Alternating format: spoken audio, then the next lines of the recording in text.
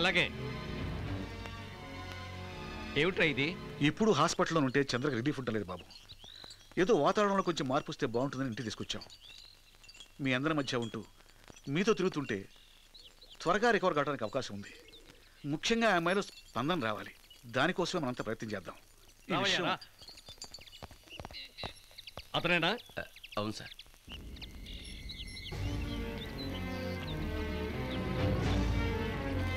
ఎవరు నువ్వు? నీ పేరేం పేరు?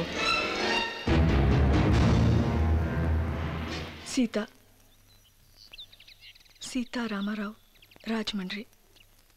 రాజ్ కపూర్ కాదు, నాకు తెలుసు.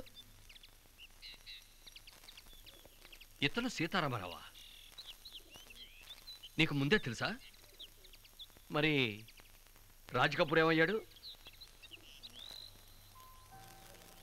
రాజ్ కపూర్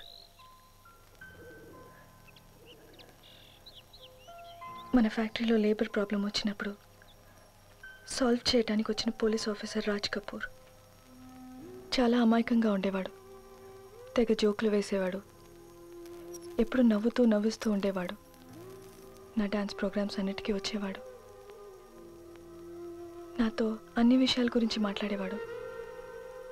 నా గురించి చాలా ఇంట్రెస్ట్ తీసుకునేవాడు. ఆ పరిచయం బాగా పెరిగి పార్క్లో, పిక్నిక్లో, సినిమాలు, డిన్నర్లో ఉక్కిరి బిక్కిరి చేసేసేవాడు. అది ప్రేమ అంటారో ఆకర్షణ అంటారో. మేమిద్దరు పెళ్లి చేసుకోవాలనుకున్నాం. మీరు కాదన్నారు, కోప్పట్టారు. మీరు కొంచెం నెమ్మదిగా చెప్పుంటే వినేదాన్నేమో. మీరు చేయి కూడా చేసుకునేసరికి పంతం పెరిగి అతన్నే పెళ్లి చేసుకోవాలని ఇంట్లో నుంచి వచ్చేసాను. కరెక్ట్గా పెళ్లి దగ్గర తెలిసిందే అసలు నిజం. ఆల్రెడీ పెళ్ళైందని, 2 పిల్లలు కూడా ఉన్నారని. అప్పుడు కూడా నవ్వించడానికి ట్రై చేశాడు. టేక్ ఇట్ ఈజీ అన్నాడు. ఆ మోసానికి భరించలేక, మళ్ళీ మీ దగ్గరకు వచ్చిన మొహం చూపించలేక చాలా ఏడ్చాను నాన్న. చచ్చిపోవాలనుకున్నాను.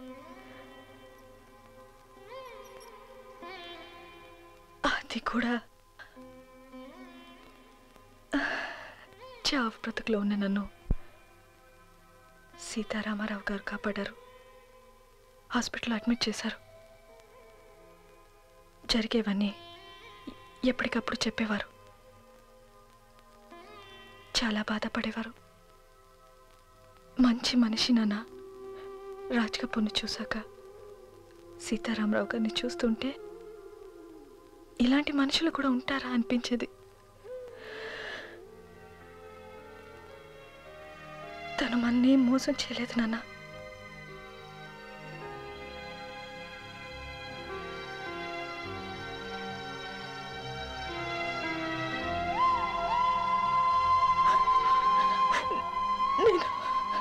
నేనేం తప్పు చేయలేదు నాన్న.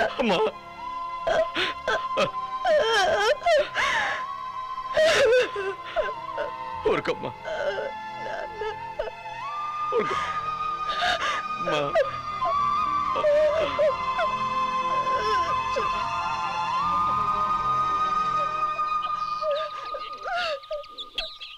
ఎండి రాజ్ కపూర్, రాజ్ కపూర్, రాజ్ కపూర్. చలిగాలి తాగాలి,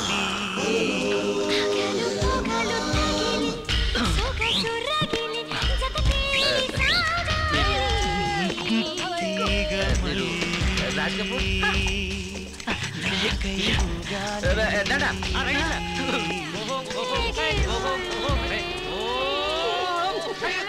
Oh my God.